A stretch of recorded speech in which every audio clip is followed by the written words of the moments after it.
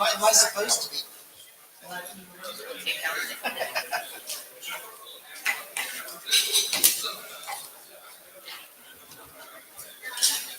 Hey, Ignis, you can sit in the Jabberstein seat? That means you're for Jabbers.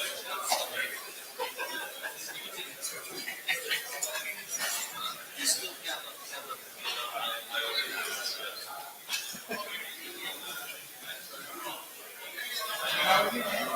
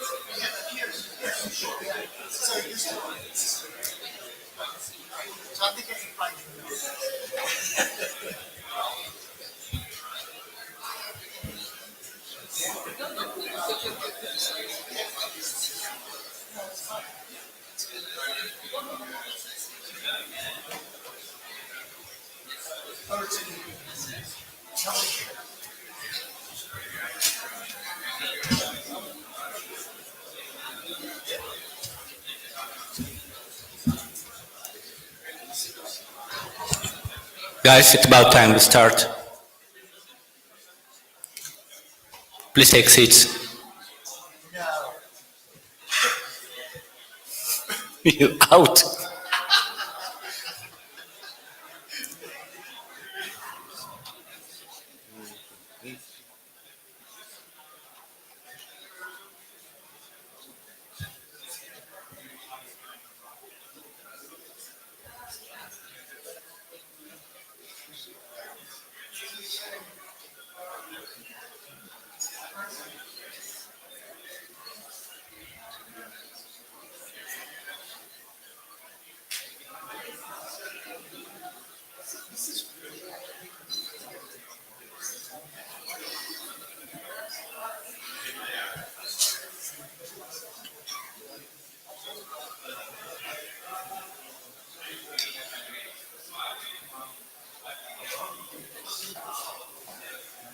So we're about to start routing working group meeting here in Montreal. Welcome. And we'll start with working group update. Unfortunately, Chris has to stay home, so it's going to be just me and Injing.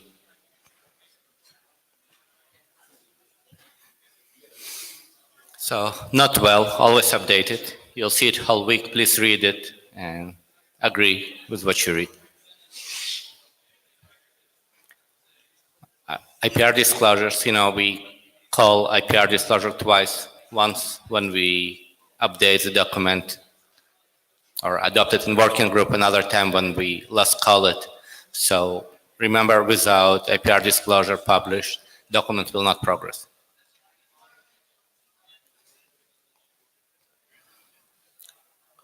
We are still looking for JabberScribe. Anyone? Thank you.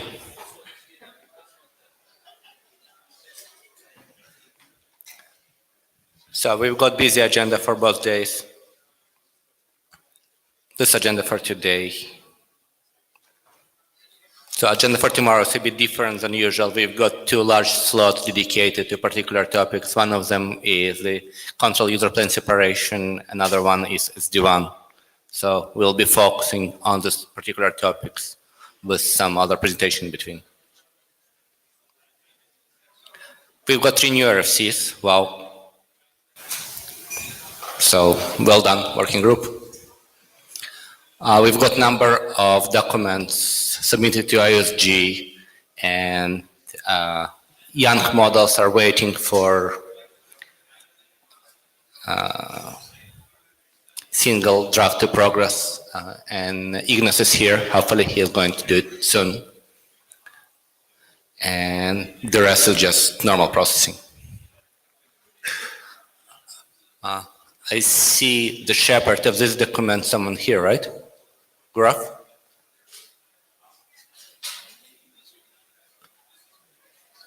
Graph? It would be really great to finally get the shepherd. Thank you. So after shepherd review, it's passed. Working group last calls will proceed to ISG. So, number of existing working group documents being worked on. Upcoming adoption call, the ARP-Young model. It's being reviewed by young doctors, and we are expecting review from routing directorate. Same goes for draft template. Draft Bashandi, we will adopt as working group document, which doesn't necessarily mean that we are happy as working group chairs with the way editor have responded to our comment, so we'll do something about it. But we decided to adopt this document. It's important. There are 7 implementations, so after IETF. Greg?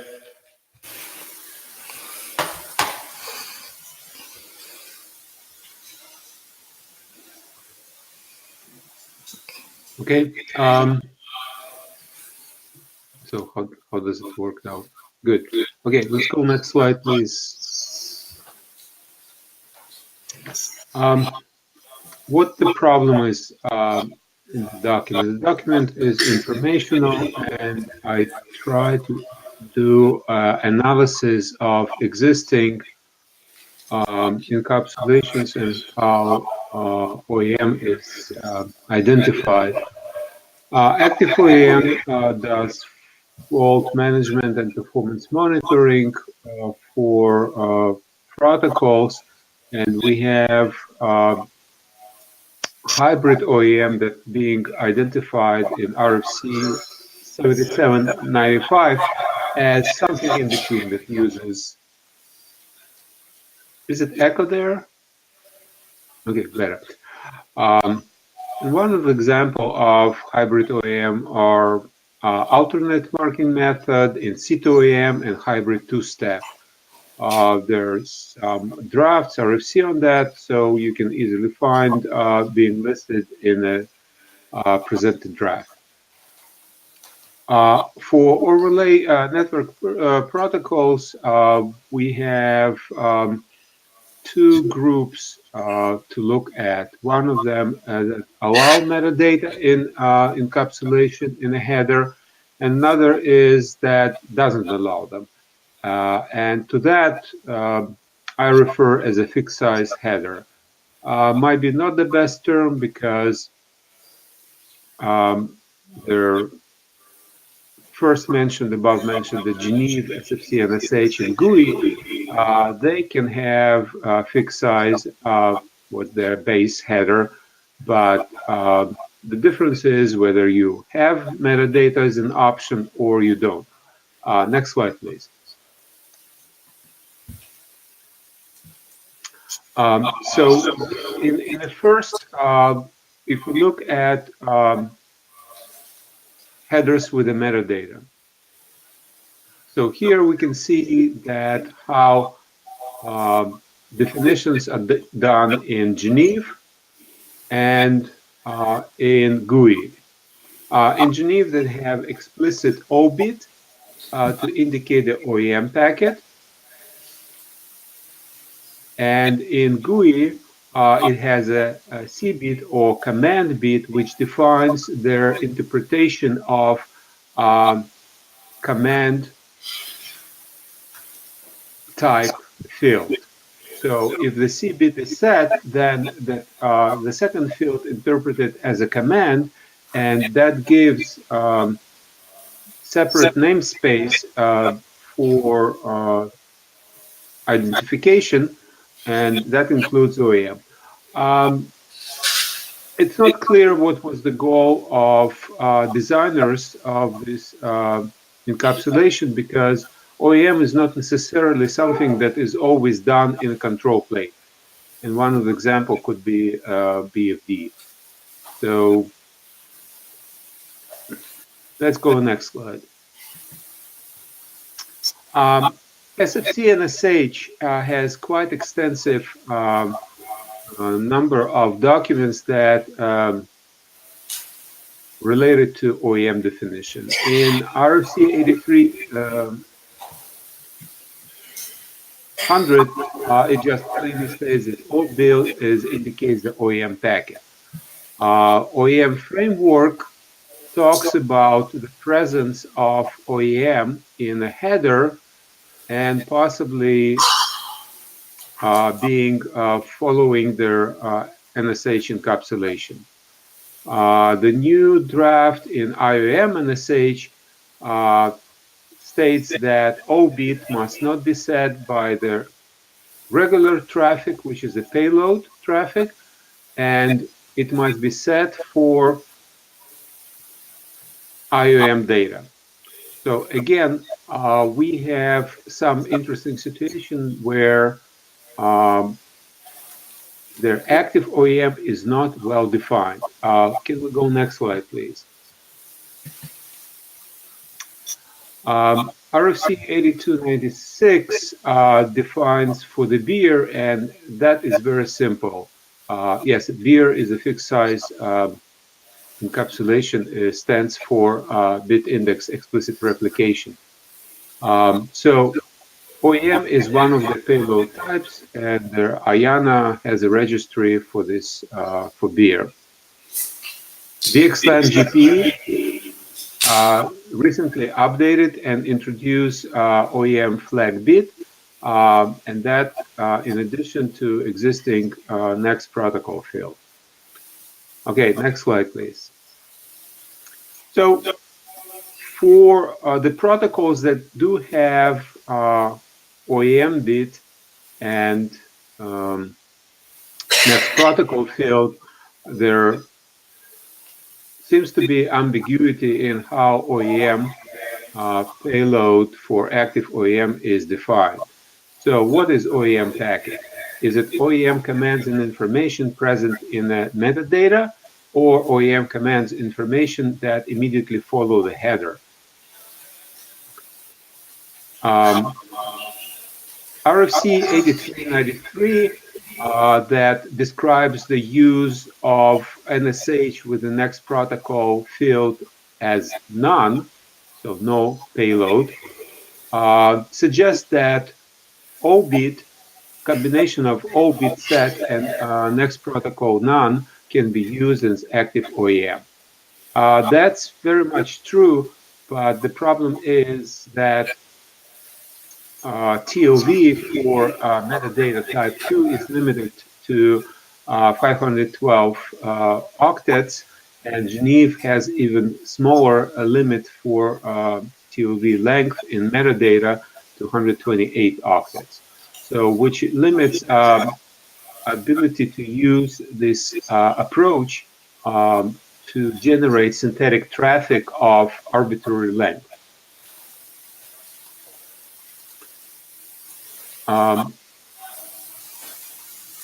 So again, the documents are not really clear about how to identify OEM command information that follows their encapsulation header. Next slide, please. The recommendation I would suggest propose in this draft are the following.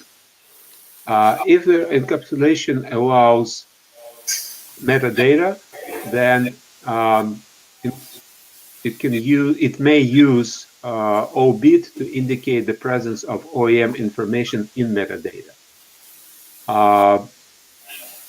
OEM commands and information that follows directly the encapsulation should be indicated by next protocol field.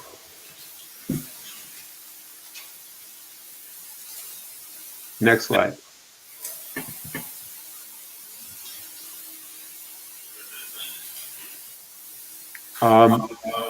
We have another issue with MPLS data plane encapsulation. In current implementations and current approach, we use Martian address with an additional IP-DP encapsulation to identify the OEM protocol. Alternative is to use GAL label and GASH header, so generic associated channel header, to identify the type of the payload. That creates some issue that with the using GAL GASH, their source identifier needs to be explicitly stated.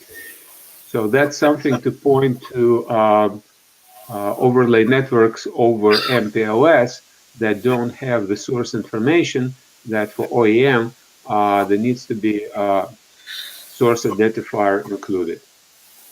Next slide, please. On-path OEM identification. As mentioned, the on-path could be of different character. It's either to trigger performance measurement or to do collection and transport of measurement results and telemetry information. Example of the first protocol is alternate marking method, discussed in RFC 8321. In situ OEM combines both. It can be used as a measurement trigger and at the same time has the provisions to do collection and transport of information. Hybrid two-step is a proposal to do collection and transport of information of arbitrary volume. Next. So the next steps would be to do non-IP encapsulation for AM packet, update document on information on the GUI because current version doesn't correctly reflect the state of art of GUI. Appreciate your comments and suggestions, and would like to discuss with you where to take it further.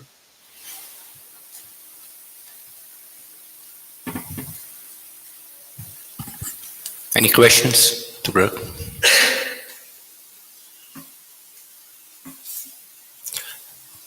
So Greg, you'll be presenting this draft in 2 or 3 more working groups during this IETF. What are your intentions? Where do you want this draft to leave, and how do you see the progress? Right. So I think that there is some concern. Well, I have a concern with the current state of identification for OEM, and I think that the positive outcome of this document would be that there are certain updates to documents in SFC, NVO3 group, and int area. So if you could, after you've presented everyone else, to kind of gather comments and come up with updated drafts would be great. Okay. Thank you. Thank you. Fred?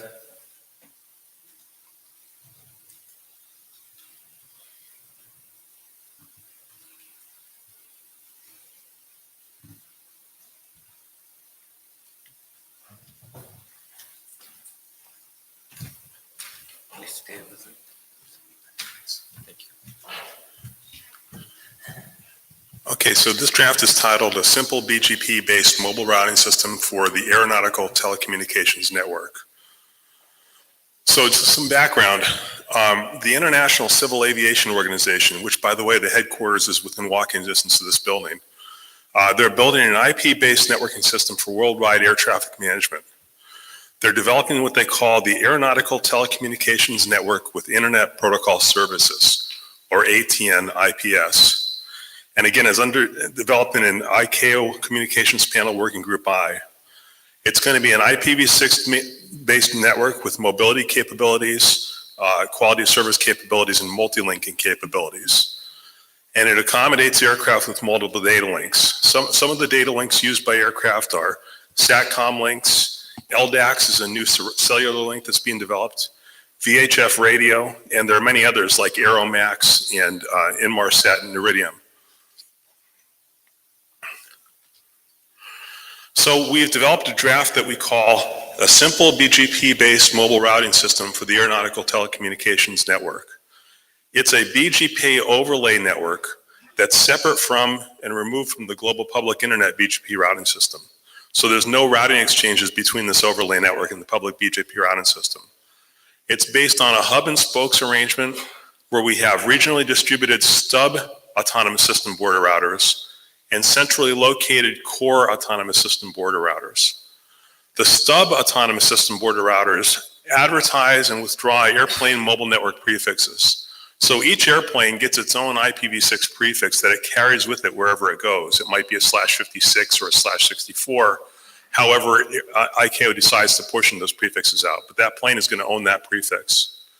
The core autonomous system border routers are in a hub autonomous system, and they forward packets between the stub autonomous system border routers. And then proxies connect data link subnetworks to the overlay. Clients are aircraft that may connect to multiple subnetworks if they have multiple data links. And route optimization can be used to remove the autonomous system border routers from the path. So in terms of a diagram, this is what it diagrammatically looks like. We have the aircraft out on subnetworks, and you notice that some aircraft have multiple connections to subnetworks because they have multiple data links. The internetwork connects the subnetworks to the autonomous systems. There's native IPv6 within the subnetwork, and there's tunnels across the IPv6 internetwork. So in this diagram, the routers that appear in green and purple, the green are the stub autonomous system border routers, and the purple are the core autonomous system border routers. And between them, they run a BGP overlay over the internetwork. So in terms of BGP details, each stub autonomous system border router is a stub autonomous system unto itself, while all core autonomous system border routers are members of the same core autonomous system. The stub autonomous system border routers advertise their associated airplane mobile network prefixes to this core autonomous system border routers using BGP, and the core autonomous system border routers originate default but do not advertise any mobile network prefixes to the stub autonomous system border routers. So the spokes only know about their associated aircraft, while the core knows about all aircraft to spoke associations. So this core autonomous system border routers discover all the mobile network prefixes in the system using iBGP, and they can connect the overlay to the global public internet, in which case they would advertise a short and unchanging prefix that aggregates all the MNPs. For example, they would advertise a /32 instead of the dynamically changing more specific MNPs. So more in terms of what the hub and spokes looks like. This is the figure that comes from the draft. It's a little bit detailed. I won't get into it here, but again, the core autonomous system border routers are in a core autonomous system using iBGP. The stub autonomous system border routers connect stub autonomous systems, and they advertise client mobile network prefixes to the core autonomous system border routers. And again, the core autonomous system border routers originate default, but do not advertise any mobile network prefixes to the stubs. And again, it's a hub and spokes overlay network manifested by tunneling. Changes since the last version, we've had quite a few comments on the draft. We removed the discussion of route optimization and multi-link mobility. These items are covered under other drafts. We've focused the document on the BGP topology and routing interactions, and we've emphasized that inter-autonomous system mobility events and quality of service updates are not propagated into the BGP routing system. Here's a pointer to the draft. It was presented at ICAO Working Group I Mobility Subgroup, and it's under active consideration there as a mobility solution candidate. It's been presented in previous routing working group meetings and also at the LISP working group in IETF 101 and 100. And now we're offering it as a routing working group item. So this is a question as to whether we can have this draft as a working group item. Any questions or comments?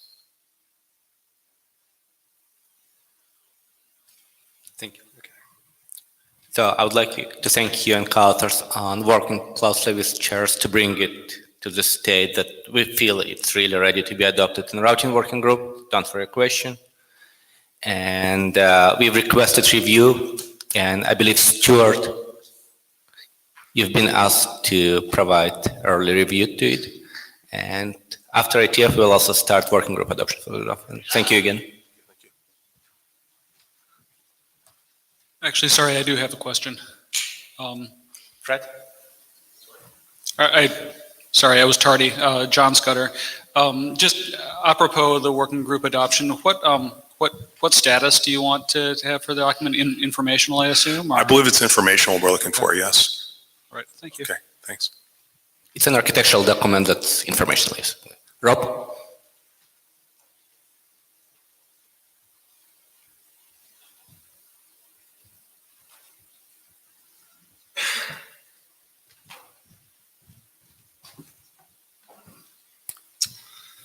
Right, so Rob Wilton, Cisco. So I'm presenting the Yang data model for ARP. This has been presented in the routing working group at least once before, maybe twice, I can't remember. I'm one of the authors on here. I'm not the editor here, they're not here today, so I'm presenting on their behalf. I'm trying to keep this fairly short. So this is really quite simple. Our plea is that we're really requesting routing working group adoption of this ARP Yang model. Hopefully it will then flow through the working group in a fairly expedient process. But at the moment, just to settle for working group adoption is what we're after. Why is this needed? So obviously some of the ARP Yang functionality is covered in IETF IP. So that covers all the basic stuff with dynamic and static ARP entries. And the purpose of this draft is to cover the extra bits of ARP that lots of vendors implement but aren't covered by those, it's the standard Yang model there. So things like ARP statistics, global ARP entries, and proxy ARP. So it's not a particularly exciting draft. It's not a new protocol. It's not great. It's not going to save the world. But having a standardized model here does make life easier for operators. So if everyone can talk in the same way, then it just makes life easier for everyone. And we're not looking for perfection here. There's been various Yang models that have taken years and years to go through IETF. We're hoping that this is a fairly basic Yang model that should be able to go through reasonably quickly. It follows sort of fairly reasonable design patterns, meaning that functionality that not everyone's like to implement is made optional, putting under if keyword statements, that sort of thing. And we're on to the third revision, so we think we're at the stage we're ready for adoption. So really, his question is, can you help? Can you either show support that you think that this is a good thing that IETF is working on, and are you willing to do that? Will you also, having a few more people to review the document and provide feedback and input would be great. But as I said, I'm hoping that if it gets adopted, we can move reasonably quickly with it. And that's it. I mean, I have got slides showing the current model, and I have got slides showing what's changed, but I don't think that's really particularly relevant. I think what's important here is actually getting support from the working group. Thank you. So from our perspective, draft is ready for adoption. We've requested Young Doctors review and early review from Routing Directorate. After we are done, I think we could try to fast track it to next steps. Yeah. Thank you.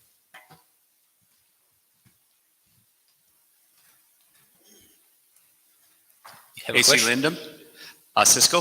Say, this is a procedural matter. I noticed that you put these, a number of these drafts in call for adoption state in the tracker. You were going to send out an email as well, right? Oh yeah, absolutely. Okay, good.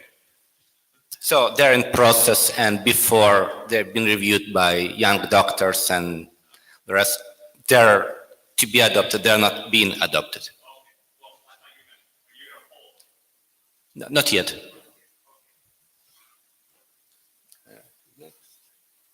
Engine.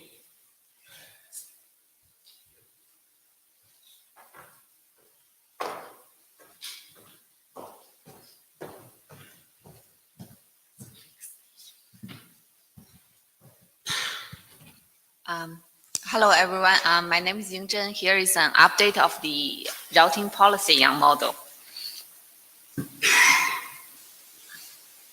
So, what have changed since last IETF? Here is the list of things that we've done. So we make it more look like IETF model, because this one was originally one of the open config models. So we are now exporting the Yang types, the routing Yang types that's defined. That's already an RFC. And we also reduce more grouping. And we added, so I will go to the detail for the action we added. And another thing is we updated the BCP example that's used in this model. And one thing we see is BCP also has some policy defined in the BCP based model. So we'd like to collaborate with BCP model authors to see whether you want to keep them in BCP model or you want to put them into this policy model. So let's talk about it offline. So this one, just to refresh everybody's memory, this is the structure of the data model. So we basically have a list of models and then each with list of policies. So each has some statement. You match certain condition and then your policy has some actions to it. So the bottom two actions that's highlighted are the new one we added. So once your policy matches certain conditions, what you can do with the actions you can perform. It used to have only you either accept a route or reject the route. So we added, you can also set a metric and also set or maybe set preference, route preference. So if you have some other actions you want to add route policies, please let us know. So this model, we'd like to progress it quick. So we want to collect more comments and we'll start the Yang Doctor review soon. Jeff Haas, if you could go back one slide. I apologize, I do owe you feedback. It's on my queue and it's been there for a little while. So you give examples of set metric and set preference being, in this case, 16 and 8 bits wide respectively. A lot of implementations will vary on internally what they use such things for. Is there a reason why you didn't go for allowing for like a UNT32 and then allowing for implementations to put modifications on how wide they're going to allow those to be? So for example, for the preference, I think right now most implementations you have defined between 0 to 255. That's why we pick UNT 8. So if you have different opinions or you have some special requirement, we can talk about it. Yeah, our implementation goes much wider than that. Oh, okay. So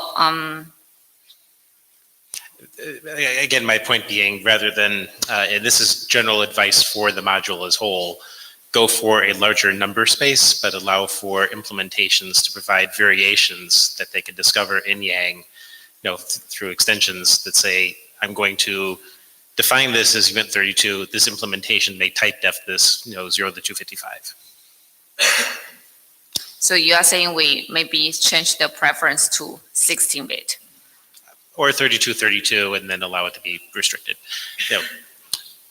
I will send details offline, but yeah, I guess that will be based on some implementations. They have to do the verification. So because once you do this allow you to define a bigger number. Then it's allowed, right? Yeah, channeling a colleague of mine, constants are always wrong, so it's better to be a little more progressive. Yeah. AC Lindum, I believe metrics, most people have bigger metrics than that, than 16. Okay. But for the preference, I agree with you there. I didn't know there were more than one. But the way to do that, I guess, would be to have a deviation and do a refine statement that refines the range on it. Yeah. Or we may do a unit, so you pick the one that's right for you. Yeah.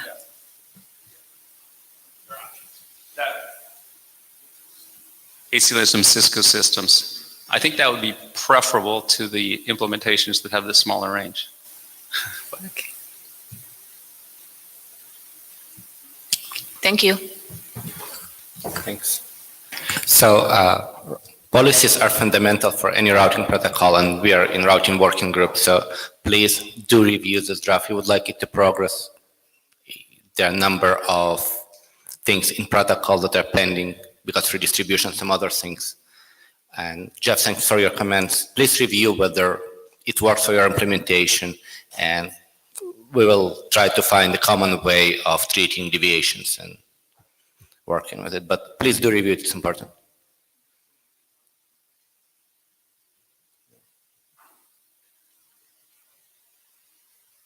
Asim?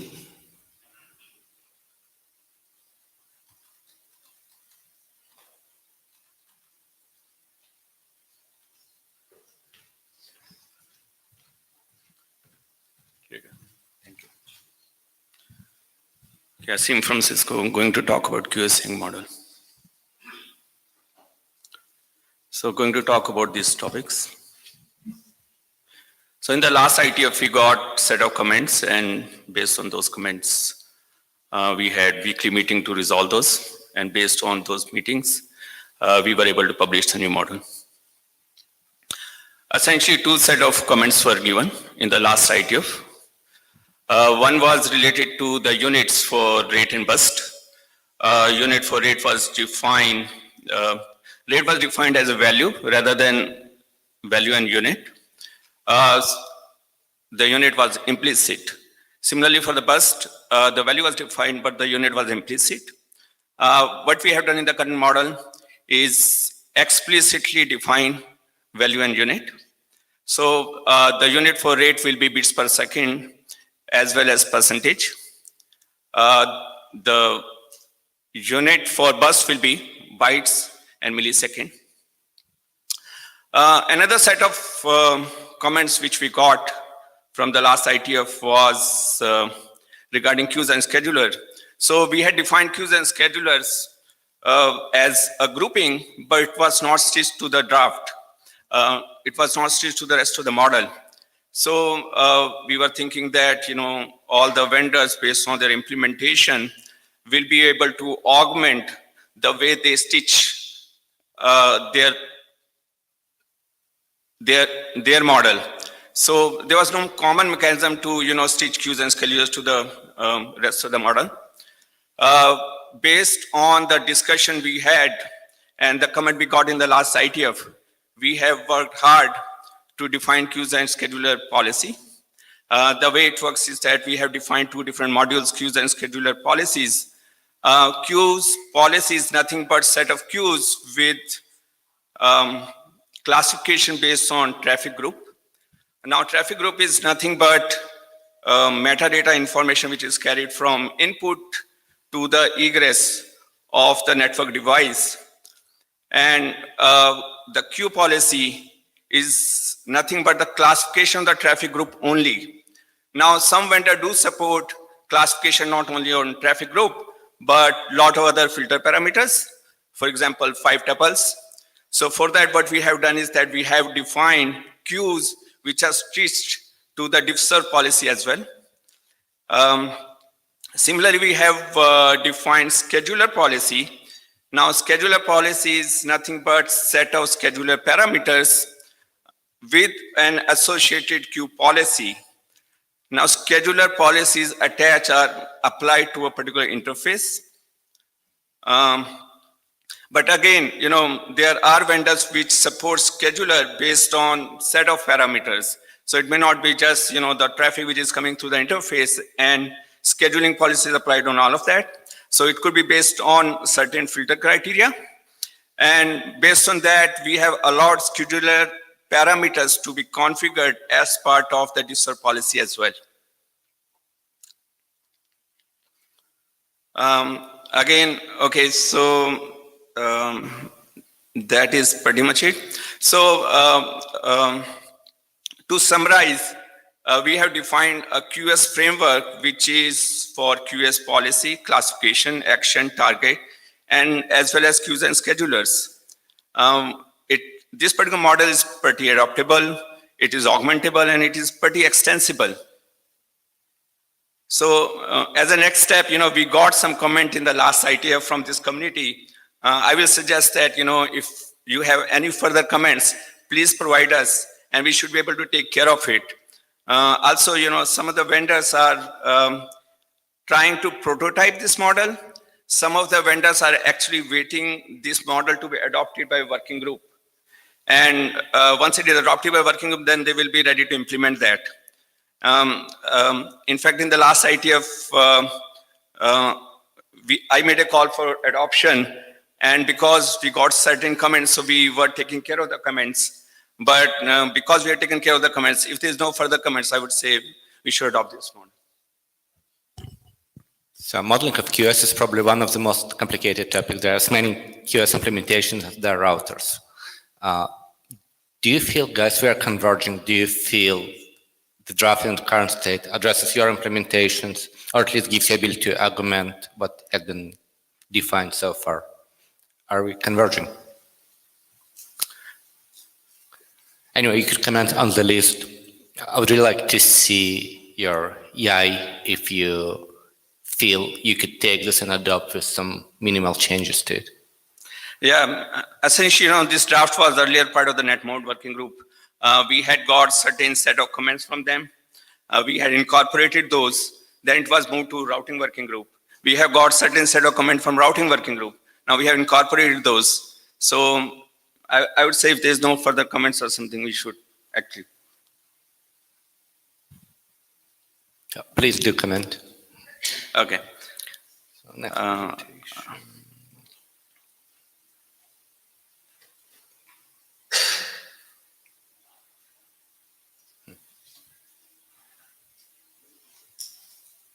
Thank you. So in the operational Yang model, I'm going to talk about, the operational statistics and all that for QS. Does it work? I'll do it for you then. Okay, next slide.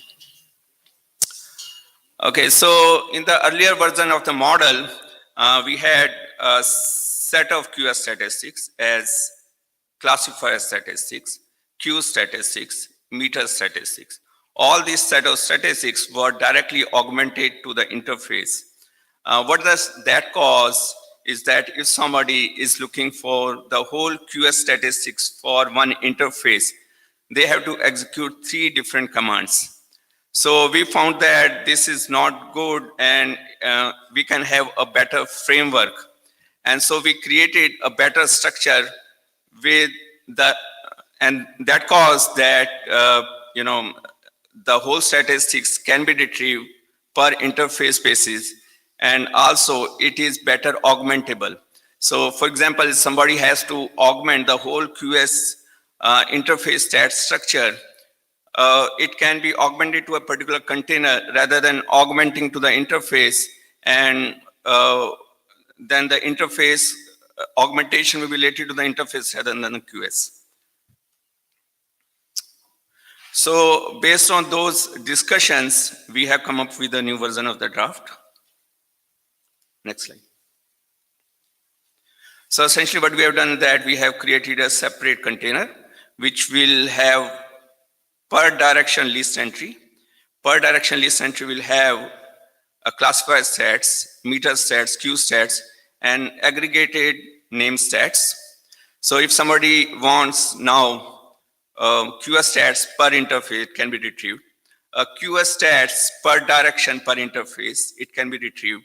And then QS stats per classifier per direction per interface, or per queues per direction per interface. Similarly for meter and name stats, it can be retrieved separately. So that way it is pretty much flexible. Also, I would again try to elaborate that aggregated name sets is nothing but the classifier sets which are aggregated based on a customer requirement. So for example, if a customer want aggregated set of stats, classified sets. So then it can create a name across it, and it will get an aggregated sets. So that way, in certain platform where there are lack of hardware resources, as a lack of hardware counter resources, then it can be presented in an aggregated manner, and that way hardware resources also can be saved. Yeah, next. As a next step, yeah, I would again, request this community to provide any further comments on the statistics part. And also, there is a QS telemetry requirements draft, which elaborate the requirements from the telemetry perspective for QS. So we are looking closely into that draft and see what extra changes which we have to bring into this model to suffice some of the requirements listed in the draft. Thank you. Any questions? So during today's meeting, we are going to have a number of discussions on telemetry, and Ignas is going to be speaking as Ops AD on this. There are ongoing number of implementation of streaming telemetry, and would be good if we could agree on how we represent the data. So. Right, means it is actually not about telemetry, but yeah, how we can create data set which will suffice for the purpose of telemetry. For example, we have timestamp information which we have to add when the particular counter was actually retrieved from the hardware. So that is one aspect. The other aspect could be because in telemetry people actually draw the various graphs and all that. So it will actually be very, very helpful in that case. Similarly, if somebody wants threshold on QS statistics, for example, whenever Q start to drop, that is where I want to see, as a threshold. Now, typically, if somebody wants statistics per interface for the QS, so they will just execute the command and get per interface. But when it is telemetry data, which is pushing the stats on a regular basis, customers don't want to look into all the statistics in one shot. So they want to see the statistics which is critical to them. And that is the reason this thresholding of the counters is very, very important. So the timing is now because implementations are going. There's a number of what we call native models supposed to do this, and they're somewhat different than what we do here. So again, it would be really great to converge on how we represent data and progress on this work that could address common implementations. Exactly. And thank you. Thank you. Young?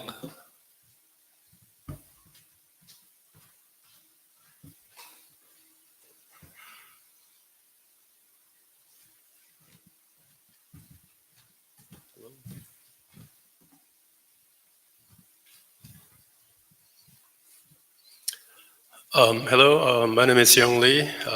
Actually, this is the first time I present in routing area working group. This is applicability of ACTN to enhanced VPN. We've been working with Daniel and Jeff and Chin and Daniele on this idea for a while, but we didn't know where to present, and also ACTN was in progress, so maybe right now is a good time to present in a little bit wider audience. ACTN is actually progressed in T's working group and also CCAMP and PCE, but VPN plus enhanced VPN is a little bit larger topic than traffic engineering. So we believe that this working group would be a good basis to start with. It's not working. It doesn't work? Manually? I'll do it for you. Just tell me. Okay. Yeah, basically, enhanced VPN has the following key requirements. It wants to have isolation between VPNs, which may not happen today is a VPN service, and it has hard and soft isolation. I'll get to what that means later. And also, VPN traditionally doesn't guarantee performance, but now they want to have low latency and low packet drop and ultra low latency with deterministic characteristics, and those things are now coming from 5G transport 3GPP requirement. So they want to provide those service requirement under the VPN Plus package. And also another challenging thing is that enhanced VPN, some instances require customized control plane to be able to create, delete, modify as they want to dynamically, and they want to have control over VPN. So this is quite challenging requirement, and also seamless integration with both physical and virtual resources. So this is also another complexity. So these are kind of main requirements from VPN Plus, and I'm going to show how ACTN and extended SCTN work progressed in T's working group, and also service model that progressed in operations area can provide this requirement. So next, please. Yeah, this is IETF Young models based on RFC 8309. And I kind of projected ACTN architecture to fit into this reference model. At the top layer is called customer or customer network controller, interfacing networks, maybe beginning with service orchestrator. In ACTN term, we call CMI, customer to MDSC interface, and which corresponds to customer service model in this RFC.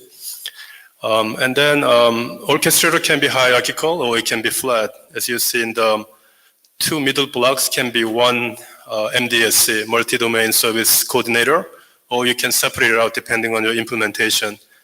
And then that MDSC interfacing PNC provisioning network controller, which is basically domain controllers of various types. It can be geographically access, metro, and long haul, and also in terms of technology, transport technology, IP, packet, and optical combination.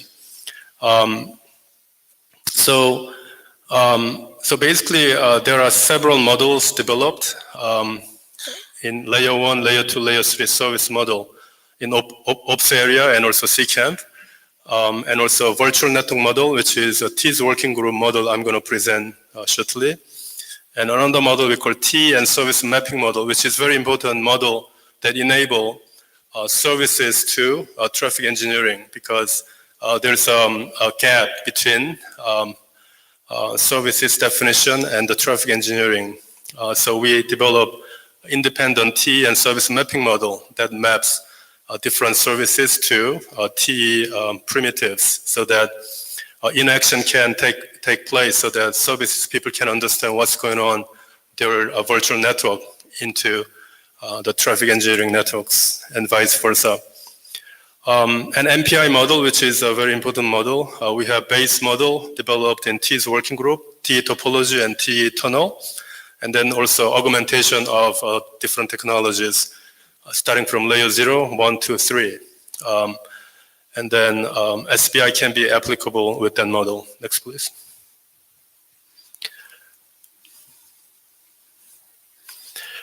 Yeah, so this is kind of a recap of what is taking place in IETF, ACTN, T's working group, and ACTN work, and in other areas. As you see, on the left-hand side, we have topology model from layer 0 to layer 3, starting with I2RS, generic model, and then T topology model is worked on in T's working group for layer 2 and 1 and 0. And then we have a specific layer topology augmentation, layer 3, layer 2, OTN, and WSR and flex grid. And tunnel model likewise, we have basic T tunnel model in T's working group, and then augmentation taking place for OTN and WSR and flex grid. But there's another branch called service model. In the ops area, we have layer 3, layer 2 model already I think layer 3 is RFC, and layer 2 is close to RFC, I believe. And layer 1 CSM started in CCamp. ACTN VN and the VNS model actually bind those things together. And then along with T service mapping model to hook those service model to the T systems. And then in OAM, we have another model called PM, Performance Monitoring Telemetry, which is not a generic telemetry model, but a virtual network specific telemetry model so that customer can subscribe to what they want to monitor and then be able to utilize that on their behalf. So it's a per virtual network, so which has a little bit different connotation. I'll present that in a little bit. Next, please.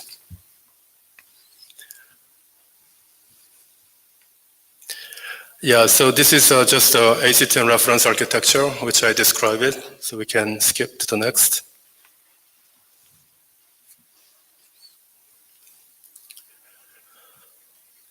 So ACTN architecture principle, important thing is the virtual network. We allow customer to create virtual networks as they want to see their endpoints.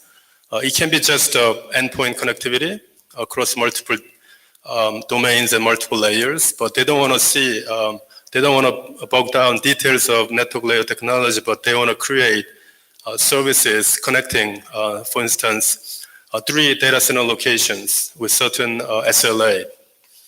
But on the other hand, they want to control a little bit more than just endpoint connectivity. They want to own virtual networks, which we call type 2, to be able to put their control plane on that virtual networks, which is one of the important requirements of VPN, enhanced VPN. So this virtual network was conceptualized in the architecture principle, and then we developed Yang model for that. Next, please. So this is IETF ACTN VN Yang model, which is adopted in TIS working group. Basically, this list, one needs to be provided for customer to be able to create their own virtual networks. As you see here, we have access point, endpoint requirements. And how does endpoint relate to T system? T we call LTP, which is, what does LTP stand for actually? Link termination point. That's good. Thank you. Yeah, so we kind of connected how a customer end is connected into a T language. And then we define a VN instance, and each VN has a VN member. And VN member is basically end-to-end tunnel connectivity. But you can have actually more than just connectivity model. If you want to have more details, provisioning of each ERO over those virtual networks, you can do that. So basically, we create VN ID and link to T abstract node in the oval. And then we use a T topology connectivity matrix construct to be able to provision your virtual networks for type 2 over a T network so that the customer can control over that topology. So next, please.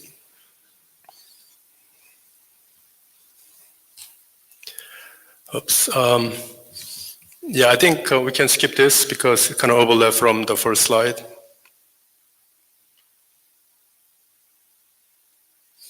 Yeah, T service mapping model, which we are presenting in the TIS working group tomorrow, I believe.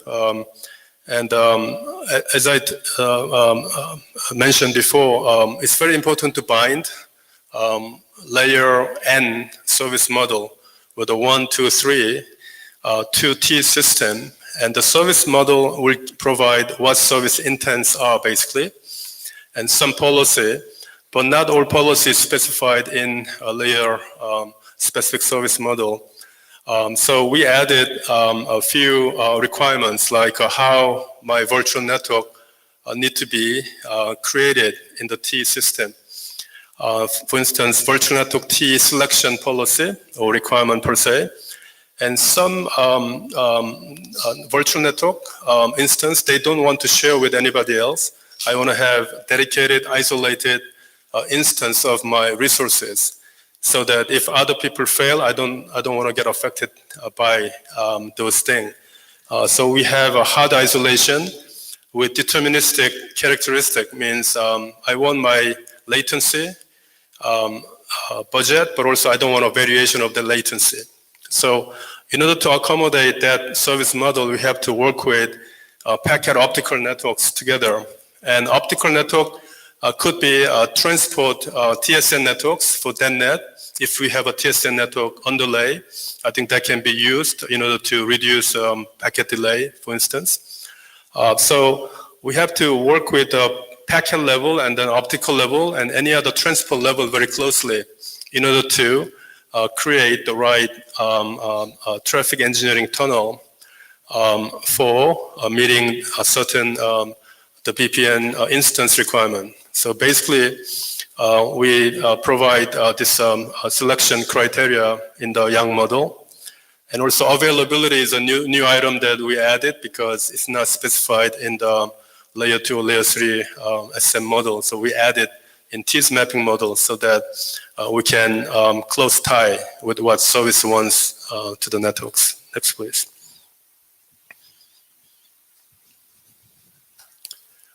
Yeah, so this is details of TIS service mapping model. I think because of time limit, I wouldn't go over detail, but it's listed in the draft, and also this will be presented tomorrow in TIS working group. So basically, we are binding VPN to TE system closely. Next, please. Yeah, another one that I mentioned earlier on was performance monitoring, telemetry, and network autonomics. This telemetry is not same telemetry that we are used to, but rather a customer subscribe to what they want to see and collect for their virtual network, because virtual network has certain characteristic, and I want to look at my latency and then utilization and combination of the two, for instance. Question? AC Lindum. Young, so this is being presented here. All these Yang models are staying in the TIS and CCAMP working, you know, the ACTN in the TIS, in the CCAMP working group, and TIS stuff in the TIS working group. This is in the context of the telephony discussion that follows? Is that why it's here? So, or was it just an open slot? No, not necessarily. Okay. So if you look at anything from service model to device model scattered across IETF, so my intention here is to provide vertical view from service request up to configuration, and again, creating protocol models without understanding service requirements is pretty much worthless unless you can build full vertical from service delivery up to running network. Our work here is, unnecessary. So the intention here is to show workflow of from service requests coming from business logic or SBSS layer up to the network, and eventually what we do here should be plugged in vertically. Yeah. The reason I asked is because if you don't have the context, I haven't been following CCAMP or TIS. It's really it's at a real superficial level that I'm seeing this. I agree. Okay. Yeah, actually, the actual Yang model is progressed in TIS working group, but this is a VPN applicability, VPN plus applicability, which we believe it fits in here as an information model, not as a standard draft, but introducing how AC10 can be applied for VPN plus. And I believe Louis is coming, so he might say this is actually TIS working group item, but which I didn't know what conversation. Undoubtedly, he'll say that. Yeah, between Jeff and Lou, I didn't know where to start, but I present here first. Yep. I'm okay with it being sort of the visibility of the work being socialized here. So whether it's here or somewhere else, I think it's helpful for more people to understand it. At the last meeting, we talked about Stewart's document, which was aiming to be a little more looking at heading towards the protocol extensions, even though it doesn't have it yet. We had said that it'd be moved to TIS, and in fact, He did republish it as a Tees document, and it's on the agenda there. You know, it seems like this should sort of go with it, although to AC's surprise. But I'm also okay with having it talked about here because it hits multiple areas. And we're not necessarily going to get everyone in the room in Tees. So it is a little bit redundant, but it's not necessarily a bad thing. So if you look at the workflow of this meeting, next presentation is going to be talking about streaming telemetry, and then Ignace is going to talk about evolution of management, and intentionally so. Rob Wilson, Cisco. So just a quick question is, are you aware of the work that's being done in MEF regarding the life cycle orchestration model, LSO model? That seems to somewhat overlap in terms of the different service layers and getting it down to device layers. So yes, I'm very familiar with LSO. I'm going to MEF next week. Oh, fine. Okay. But I identify gap there. They don't actually have this mapping per se. They have a lot of service model, and they actually use some other traffic model from other SDOs, not necessarily having their own. That's fine. I just want to check you're aware of it. Sure. Thanks. Relaying a question from Greg Mursky. Yeah, but I'm relaying a question from Greg Mursky, so it's not me. How does the model control performance measurement protocols? Could you say that again? How does the model control performance measurement protocols? Performance measurement protocols. I don't know what that means. Performance measurement protocol. OM protocols. Oh, OM. We are independent of that. Okay, this is actually the right slide, which I haven't explained. Basically, customers subscribe to the performance metric they are interested in for their service. For instance, I want to have latency, strict latency, 50 milliseconds from endpoint 1 to endpoint 2. But endpoint 1 to endpoint 3, maybe I have a little bit different requirement. That's called virtual network, okay? So they subscribe it, and then a network basically collect from various level to drive that, the performance matrix that is meaningful to the customer. So customer only see end-to-end measure, and whether if it is met, they are satisfied. If not, they have ways to scale in, scale out, depending on the performance metric. So next one actually shows some examples. Just a follow-up question from Greg. What produces these metrics? What produces these metrics? Actually, device link level has to produce link level latency, but customer is interested end-to-end connection level. So you have to stitch it together at the orchestration layer or network control layer, collecting from domain level link statistics, for instance, and then give the information to the customer. Okay? Thanks. Yeah, so basically... we need to... Yeah, so this model is here, so take a look, and tomorrow actually in Tees working group, we are going to present another presentation on this detail for 10 to 15 minutes, so please show up. Okay, go ahead.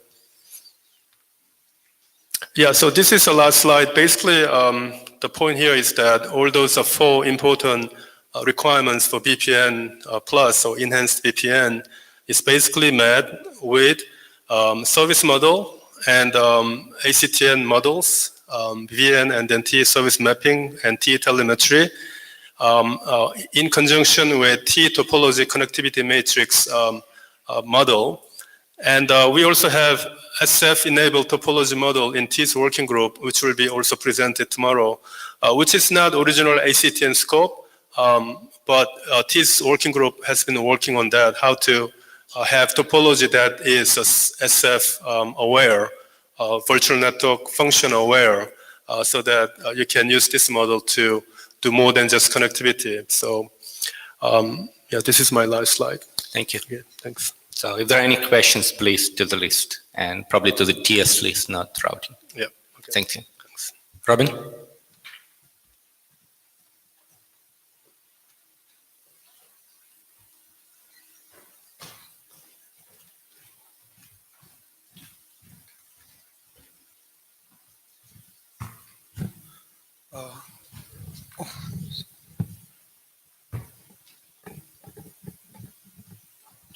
Okay. Hello, everyone. So this is Robin. So my presentation topic is the network telemetry framework. Okay. In fact, this has been presented in the last IETF meeting in both RTG working group and also the OPSAWG working group.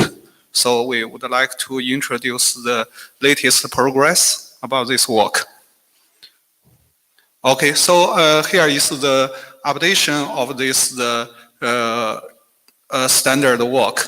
So that is after the presentation, we get many these comments and also get the more cooperation from this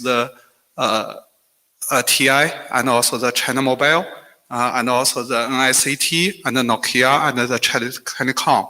So that based on the comments and the cooperations, we update the draft and this show the progress of the telemetry work. So the first one, that's the clear definition and the characteristic summary of the network telemetry.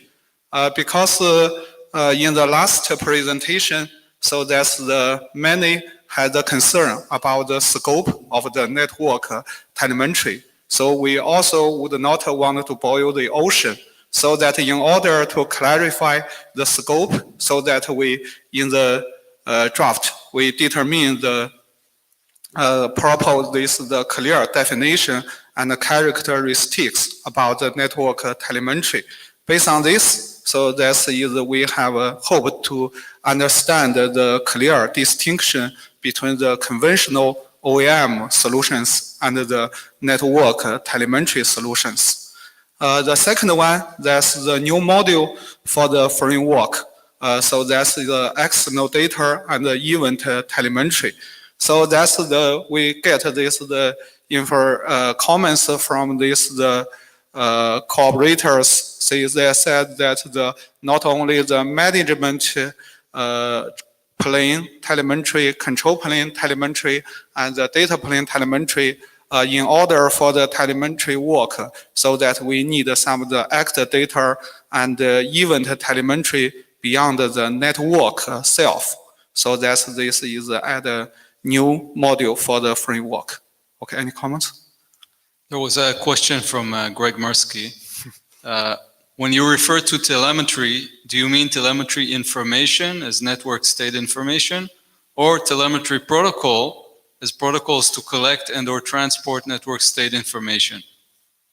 Both. Okay, and another question. Would you agree that the machine readable is what you refer to as telemetry? Sorry, what? Would you agree that machine readable is what you refer to as telemetry? Yeah, yes. Okay, thanks. Okay. And the third one, that is a new content for the control plane telemetry. So that's we identify the requirement as the challenges of the control plane the telemetry work. Because now that much work is related with the management plane and also the data plane. So that is after we examine the requirements and the challenge of the control plane telemetry. So we propose that's the network monitoring protocol. So that is used for the control plane telemetry.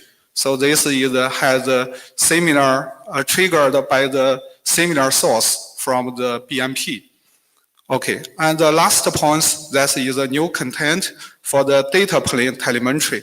So here, that is because we have the many OEM mechanisms or the telemetry mechanisms. So here we have the terminology for the technical classification. This classification including the active and the passive in-band and out-of-band E2E. That means the host will aware of this telemetry or this the in-network. And also that is identify that is a flow level, path level, or the node level.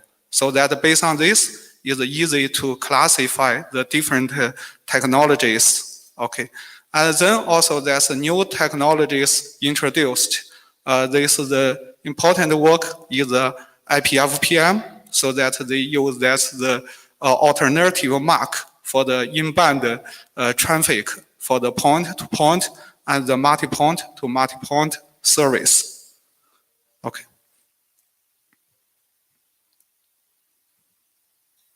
Oh, sorry.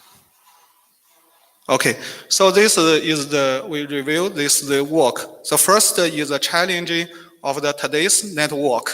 So now that's the network becomes more and more complex. In fact, it has to support reach for the applications. This including cloud, 5G, IoT, overlay, underlay, and VPN, network slicing, etc. And now that is in order for the byte network application sensitive and also become less sensitive to the network performance. So this including the parameter such as the bandwidth, latency, jitter, packet drop ratio, and network churn like this one. So that's the network visibility is become more and more important for the purpose of the network OEM, provision, planning, security, and the troubleshooting. So, and also this our old tools for the network visibility, we think is not enough. So the first drawback of the older tools is the lack of the application level visibility. So it's always the network level visibility, and that is also insufficient. And then the second one, we think that's the lack of the automation tools. Okay. Yeah. Comment from Greg Mursky, who just wants to make sure that you're familiar with the work of the LMAP working group, in particular, informational and Yang models. I mean, you first, that's what work? The LMAP working group. Greg wanted to make sure that you're familiar with that work, and in particular, the information and the Yang models. Yes, I think this is definitely be taken into account about this Yang model. Yeah. Okay. Thanks. Okay, and this is the next one. So this is also we face the challenging of the fusion network. So now that is the network management and service evolve to become intent-driven and automatic. So this is we have identified the possible characteristics. So the first one is to reduce the man labor, human labor. The second one is improve the agility and the performance. And third one, to optimize resource efficiency. Yeah, and also everyone so that know that now that maybe for a typical network is that maybe we have the hundreds of the device of the almost the tens of the hundreds of the device. Robin, but you'll run out of time before you've covered half your slide. Okay, I'll try. Okay. So I will this in order for this one. So we have this in order for but now that is as an NFV of the virtual and cloud-based device. So that is we have the huge amounts of the devices in the network. So we think this the network visibility is become a very, very challenging work. So here we think that we hope to identify this the network visibility based on the network telemetry to set up this closed loop and to improve the intelligence. Okay, so this is the current solution. We will skip it, but this may be familiar with this one, SMP, syslog, SMP. Okay, so here this is we identify this the distinction between the conventional network OEM and the network telemetry. So for the yellow one, we think that is the characteristics of the conventional network OEM, and for the green one, so this is the characteristics of the network telemetry. So here we can say that is the traditional is distributed based, and now we must take into account the SDN, that means central based. And also, old one is pull-based, but now is pull-based. And also now that's is streaming data and also the big data. And that's now that is a human consumer, but now that is a machine consumer that for the automated. And then the traditional we use the CLI, but that is the more programming.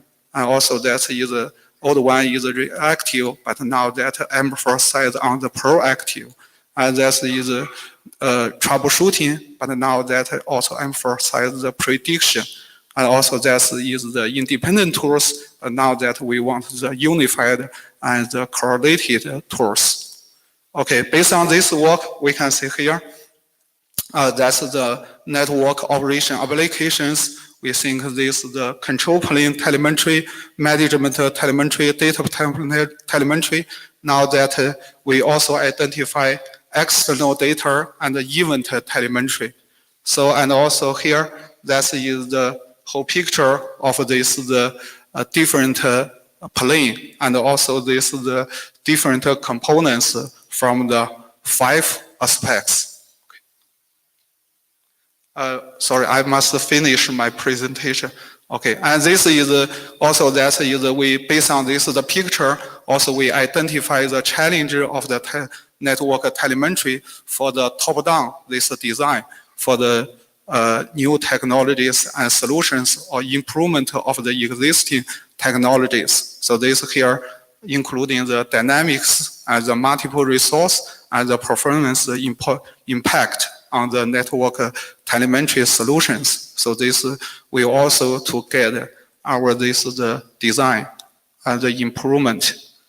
Okay, so here we would like to this the conclusion. So the first, so that we want to promote the significance of telemetry work in IETF. We think this IETF is the right home for the telemetry because this is the protocol related with the device and the controller.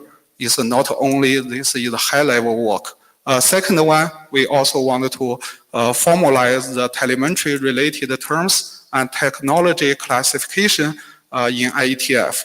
So this is also to consolidate existing work and also to get a future network, future work. Okay, and here that is we. I just mentioned briefly here about network monitoring protocol work. We propose this draft. So this draft is to for the control plane monitoring, and we also is for the control protocol telemetry. So this after this draft is being proposed, we get a lot of comments, and so here that we would not to discuss more in this session, but welcome to GROW working group and the OPSA working group for more discussion. Okay, so this is the next steps. So this is solicit more comments and feedback, and this refined draft. Okay. And it's not to the previous slide. It's to the draft you presented. You sneaked the last slide, I know. Benoit Claes. So I was listening to what you said at the same time reading the draft. So I've got no disagreement with what you said, but in your draft you wrote that network telemetry demands new techniques and protocols. What do we need that we don't have already for the IETF? Sorry, you mean existing IETF, the protocols? What new protocols, what new techniques do we need that we don't have already? Okay, so in the industry or here in the IETF? Okay, so the first one, so this is in fact this is the some to consolidate the existing work in the IETF. This including the netconf improvement and the gRPC, and also that is the IOM like this one. But also that is some this is the BMP and this is the NMP. So this is the protocol. Right, but okay, for BMP, what do you need to improve to push it via telemetry? For IOM, what do you need to improve to push it via telemetry? gRPCs and encoding, okay, fine. So it seems that you've got all the pieces already, and you're describing something which is like a framework or product or something. I'm just missing what needs to be done here. Yeah, I think that's you think this is maybe this is you think this is relatively you think is a new protocol or this is the existing protocol. From our point of view, maybe the gRPC comparing with the traditional that's the SMP, we also think is a new protocol. So we think that's you can see that we have some of the existing work. We try to consolidate that one. But we think is maybe like some of this, we get some of this new requirement so that we enhance the protocols. So that's we also think some of this new protocol extension. We will not would like to that is create a new protocol or like this one. That's not the purpose. There's a comment from Greg Mursky. I believe that it is critical to differentiate telemetry information and telemetry protocols and scope work properly. Yeah, we would like to do this one. So this is also, you can see we do a lot of work. So that's we define this the terminology and clarify the distinction. So that's just want to identify this the scope carefully. And also the scope of the different solutions. So that is also the purpose of this NTF work. Okay. Thank you, Robin. Okay, thank you.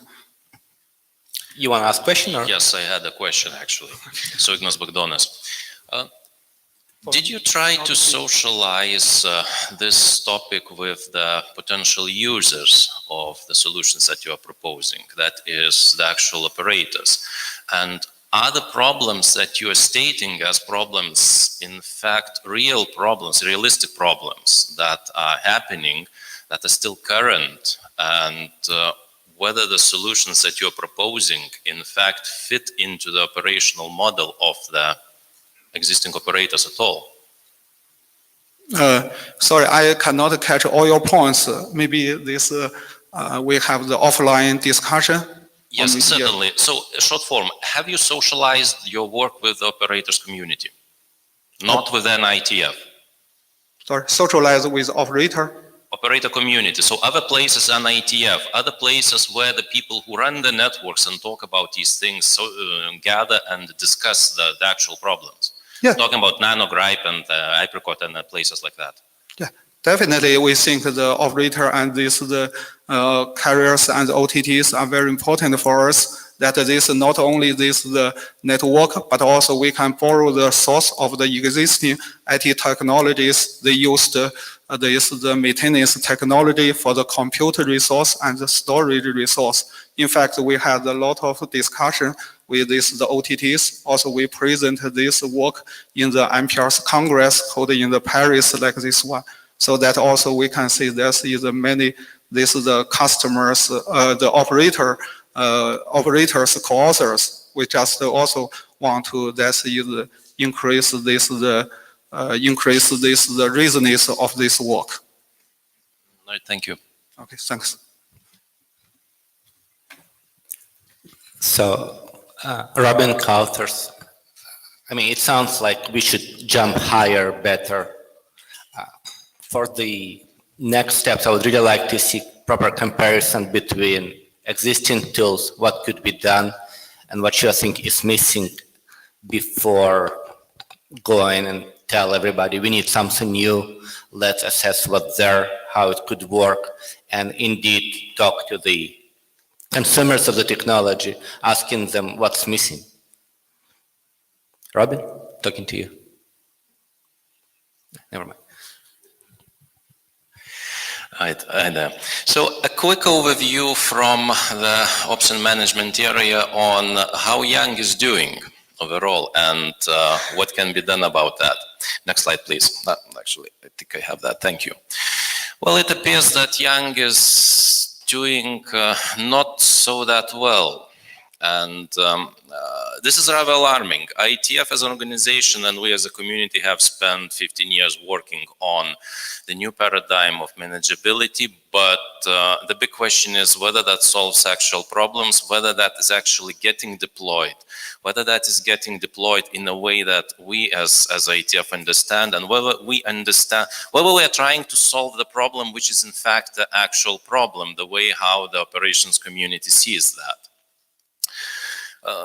One of the alarm, I would tend to use the word alarming, but it's probably not the right one. The concerning development in the industry is that there is a large uptake of configuration, parameterized configuration-based fragment manageability mechanisms in development and in active deployment, which is in fact a reinvention of Yang in a slightly different syntax, in a slightly different form, but which solves the problem in a way that the operators community understands and solves that in a timeline which is far faster and far more acceptable to them. Yes, if you take a look at the overall look of the Yang-based manageability vision, it's really beautiful. If I want to use that today for practical purposes, can I do that? Not really if we look at the practical aspects of that. We do have fragments, and IETF as an organization overall is good at developing fragments, protocol fragments, Yang fragments, and the like. IETF is historically not good at dealing with systems. If we look from an operational point of the world, what matters is a system, how the components and the fragments bind together, how do they work. And as an operator, I do not care whether the protocol is this or that, or whether I use this mechanism to get something or that mechanism. What is important for me is that I treat that as an end-to-end system, and I deal with the actual tasks that are needed for from a service perspective. The element does not matter, the protocol does not matter that much. So practical completeness of the models. You can do quite a lot today with based on the models that are being developed for different protocols, for different components. But very likely you can do 80% of what is needed practically. Yet the model covers much more functionality than that, but it's 80%, it's not a full functionality that is needed for majority of practical deployments. The other important aspect, practical aspect, is the state of the tooling. Developing a model might seem to be the end goal. No, it is not. The fact that the model exists, but I cannot use in a practical way, it's equivalent to the fact that the model cannot be used. There are two sides to this. One is the education. Operations community does not necessarily have the level of understanding of what model-based manageability is overall. You here all spent decades talking about Yang and developing the things. You know the intricacies of the language, the modeling process, and the like. It's not necessary that the actual operations community has that insight. It's a question of education. The other aspect is tooling and workflow processes and how that integrates into the existing tooling and the workflow processes of the operators. It's unrealistic to expect that greenfield deployments are widespread and do exist. You have to deal with things which are existing already. You need to integrate into that. If you have a beautiful solution which cannot work with what you have already, it's just a reality that investments done into building working but obsolete system are not going to be withdrawn just for the reason that IETF made yet another shiny Yang model. That is not going to happen. Another important aspect is the widely known 2080 split. We might have 20 large entities, tier one operators of any particular, unspecific type. which probably already are using that, and if they wanted, they already have invented some other model-based or non-model-based manageability mechanism. They are large enough and resourceful enough to build what they need themselves, and in fact, they don't need IETF for that. And the remaining 80,000, not just 80, are the ones which rely on what vendors deliver as a common set of the requirements which are coming from all 80,000 of them.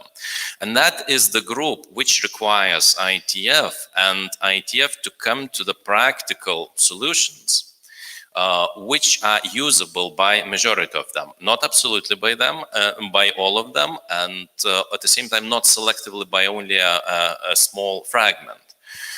So if we look at the overall split of what is needed from a manageability functionality, it's probably more practical that IETF focuses on the requirements of the 80 side than frequently more heard and more visible requirements of the 20 side. So I'm not saying anything negative about any of those 20 or so tier ones, but the solutions which are applicable in their environment most probably are not applicable in the environment of the majority of average network operators.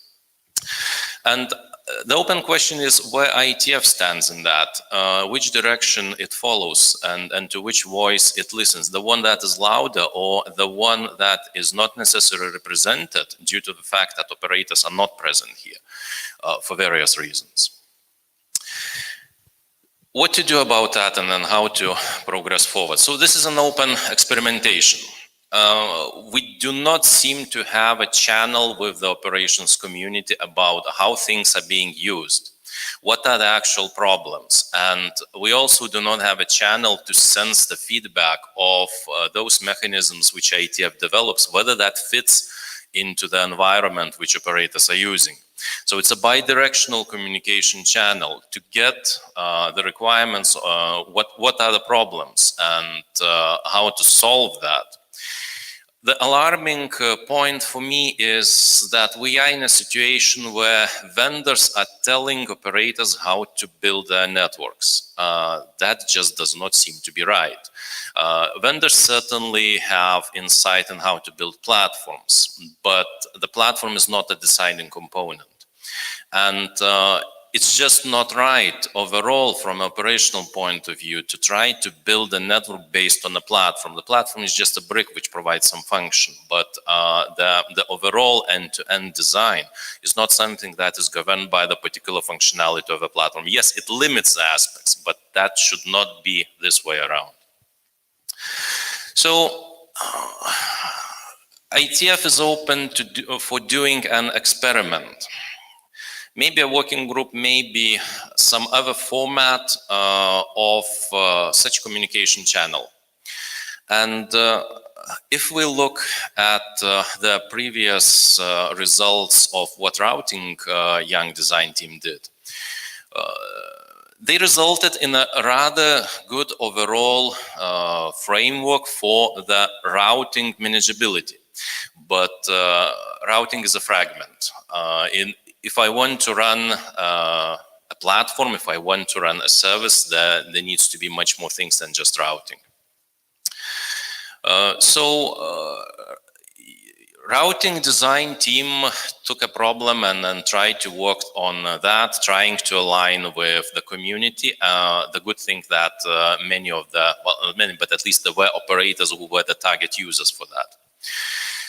If we are talking about a broader scope of usability, certainly we don't have enough of a participation. Therefore, the idea is to have an experimental working group or some other form, which is across organization. So we have several large operator events, communities, NanoGripe as a minimum.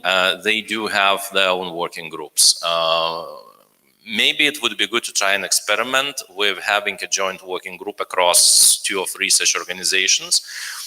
From IETF side, this working group would produce informational documents at most, and maybe not even RFCs, but temporary working documents which guide the development of other, particularly protocol level models, both on element level and on the service level. The most important part is to understand what are the problems that we as an IETF need to try to address for the operational side in order to stay relevant. And that, to me personally, that appears a problem. IETF is historically good at developing solutions, spending enormous amount of time on that, and eventually those solutions just don't get deployed. For various reasons, sometimes good, sometimes bad. I'm not saying that Yang overall is moving into that direction, but there is a risk. One of the reasons for that, that the checkpoint of the model-based manageability was around 15 years ago, the workshop, the mentioned IAB workshop, on what are the problems and what needs to be done. Since that time, quite many things have changed, both in the operational side of the house and also in the protocol machinery and mechanics and so on. So, however, much of the work on the model development seems to be still based on the assumptions of the result of that history. Open discussion. Any comments, any feedback about that? Just about absolutely anything. Dan Bogdanovic. I was part of the Routing Yang design team, working, like design team, and my issue is mainly that we discuss about a lot of models without actual implementation. Unless people start writing code for what they're trying to model, nothing will change, because until then, you will have experience how things are going. The other part is what you said about the other 80,000. The other 80,000 are still very happy with CLI. There's a still hard requirement. It has to be a CLI. It has to be what we are used to. So once you start talking to the operators, this is where many of them are still there. Yes, there are early adopters they're putting into it, but many of them are saying, well, we only know how to debug with a CLI. And one of the issues is also that we have to think about more is how we will create debugging tools. It's not just the modeling. Exactly. It's how, once you put it out there, how will you solve, how we will figure out when there is a problem introduced into the network? Which way will this be? We are a lot of focused on the configuration part, but we have to be also much more focused on the operational. And one of the things that the existing vendors have is the translation between the config models and the operational models.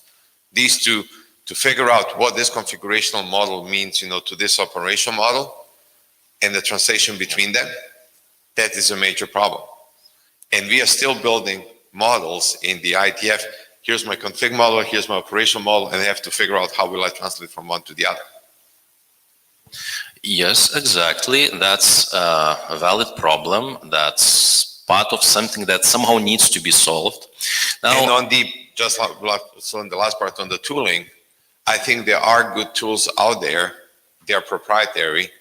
There isn't much open source. There's almost no open source tooling out there available that is worth putting together. So unless there is, again, a group willing to put something to get, put energy into it, and we will have to rely on commercial tools that are either built in-house proprietary or you can get it from third-party vendors.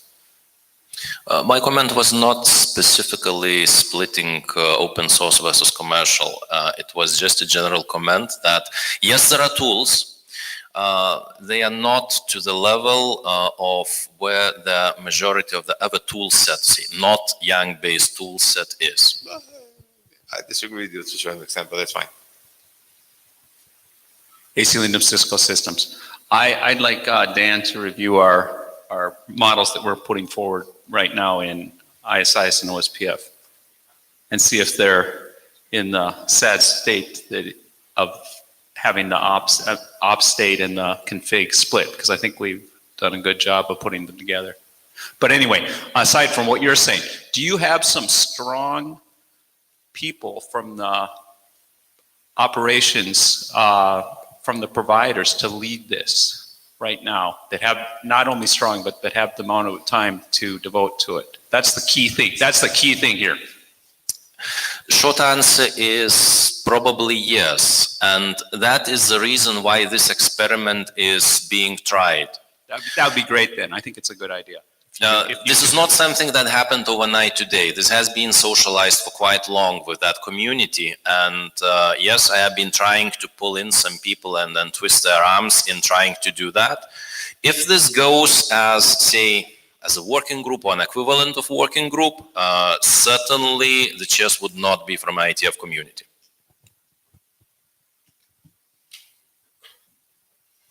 Benoit Claire, so Ignace, many points I want to make. So first of all, I think it's a great idea to reach out to operators. I agree with the code aspect that Diane was mentioning, right? Just working from Yang models without actually having the tools and the code, it's like the first step, not good enough.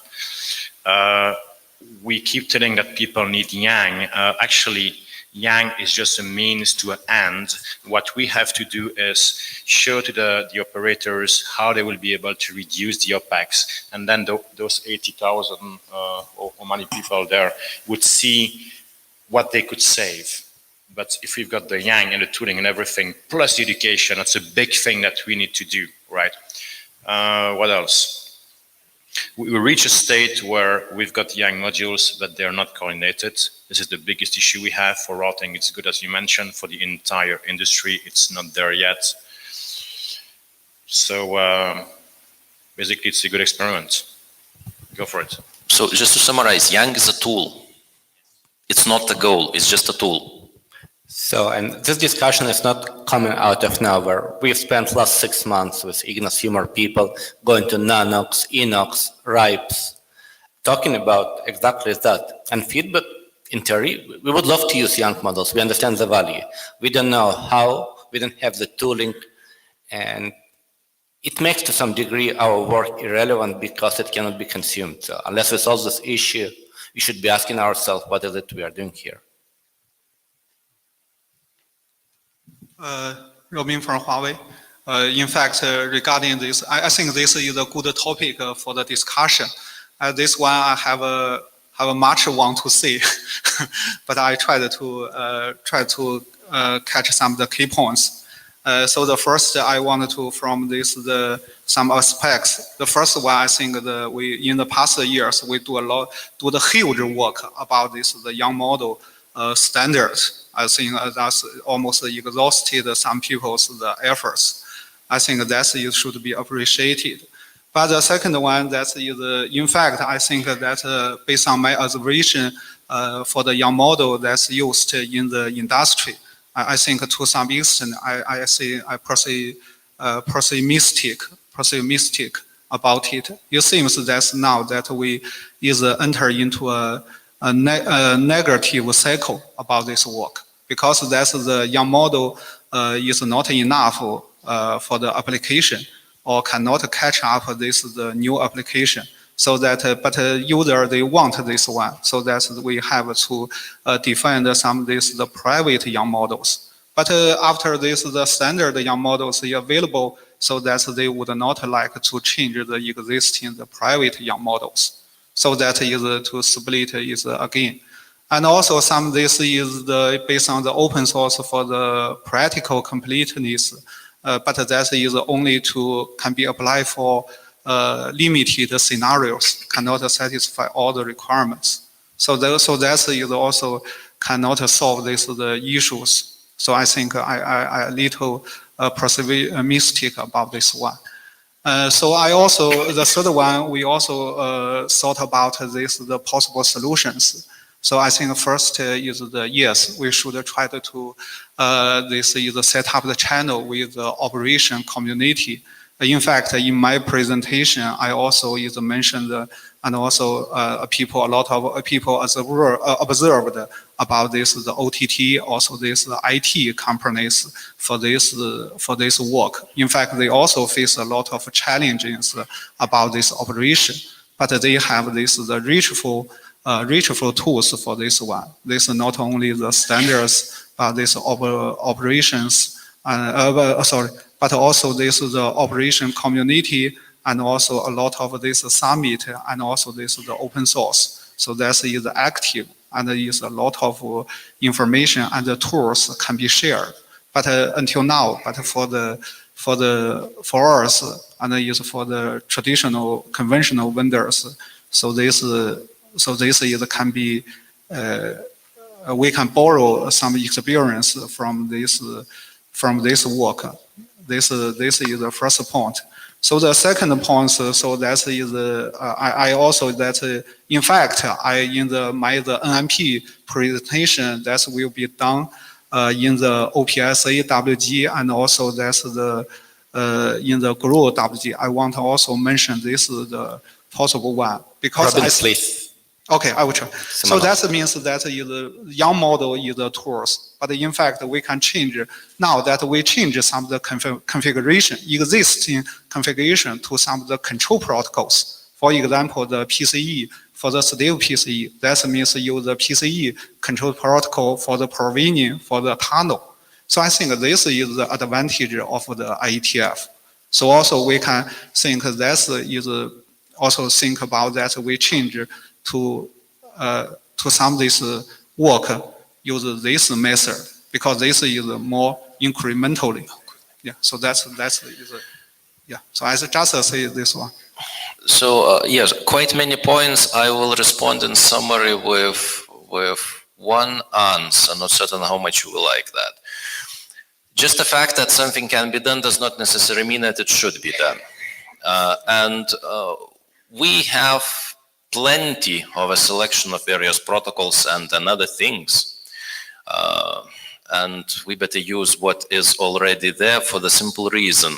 It's much higher probability that operations community is aware of that and know how to deal with that than to try to invent something completely new, which does mostly the same what the solutions which are existing. So, and back to AC, the most beautiful OSPF model wouldn't make for working service. So unless there's whole vertical that enables the end consumer to deploy a service, it doesn't really matter unless all the pieces are put together. Dan Bogdanovic, actually I have a concrete proposal, putting 2 and 2 together and see if you're already proposing something like a design team, let's try to start it, and I would even be to volunteer. So within a certain open source project, we've been starting to add support for young models to various routing daemons. And that's a pretty active project. We are starting to develop code, adding things to it, coming up with different abstraction proposals. Some of them is, okay, let's do just like a standard, more or less what is a CLI, and the other one is, let's try to see some of the abstractions. Enough of us vendors here have experience, not first-hand but second-hand, through communicating with the operators what they are looking for. And we might run a project that, let's walk the walk, not just talk the talk, where we can come up with some of the proposals, try to implement them, and see where it will take us. And we will have a first-hand experience, because what we will be first implementing, and after that we will be discussing about the actual model. Great idea. Rüdiger Volk, Deutsche Telekom. Dean, are you heretically going back to the running code thing? Yes, I am. And well, okay, actually the running code thing that not only per se has been lost somewhat on the way, but also the running code that actually can be used. That's fine. So the whole point there, what I'm saying is, there is a group, we are starting to meet at the IETF quite regularly. And instead of just talking, come up, on there, we can have the project, we can do it in parallel and see what works, what doesn't. That's the reason why I withdrew myself from several, drafts, because they started to do and work on things that weren't implemented. And I weren't, happy with that. So your office is noted.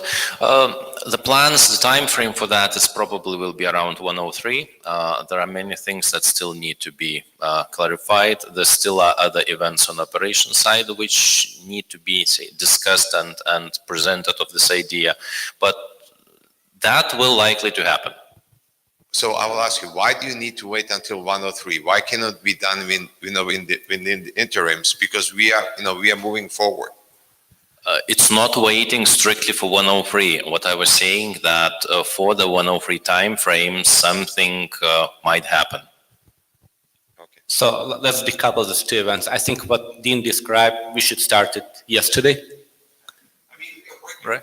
It's just you want to formalize it, and you're happy to formalize it with what you're saying. So our idea is here in front row. Martin? So it looks like there's a proposal to form semi-formal design team and start looking into real implementation, which is what we should be doing, right? That's what IETF is for.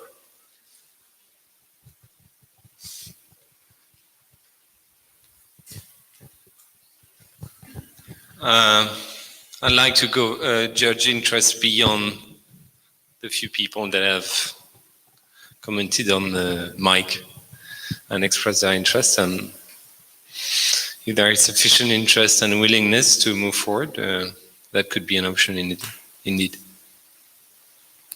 Thank you. So, Ignas, you were there today. We had about 20 people there in the room. I mean, we should. I wasn't. No, I just want to. Yes. So I said, it's a matter. There is already something that we are doing on the sides of the IETF, and you're just using the IETF to talk more about that. So we'll start this war pretty much immediately. Robin.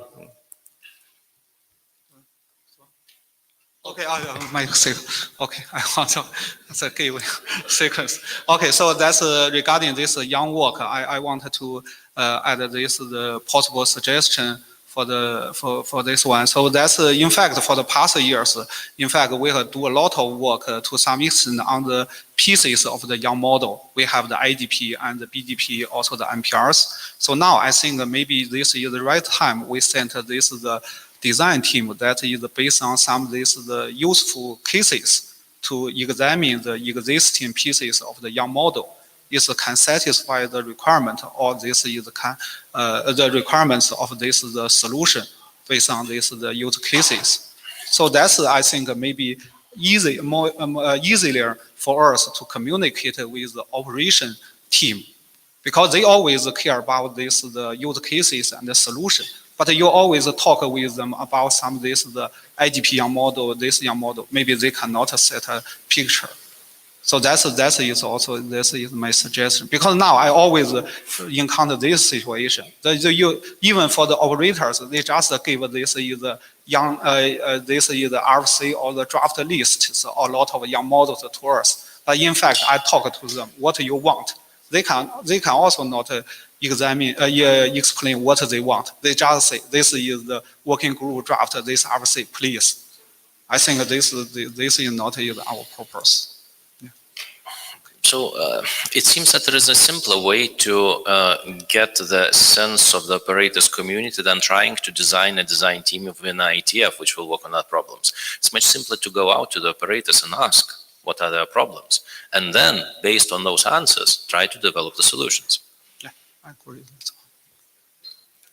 So we'll start talking immediately after IETF how to form the group. We've got a number of volunteers, and I know all of us have our primary job. If some of you could spend 5% of your time contributing, I see Donald smiling, would be great, and it would be so useful for the community and people who pay our bills at the end, right? Thanks, Ignas. Right, thank you everyone. We've got second meeting on Thursday. Looking forward to seeing you again. Thank you.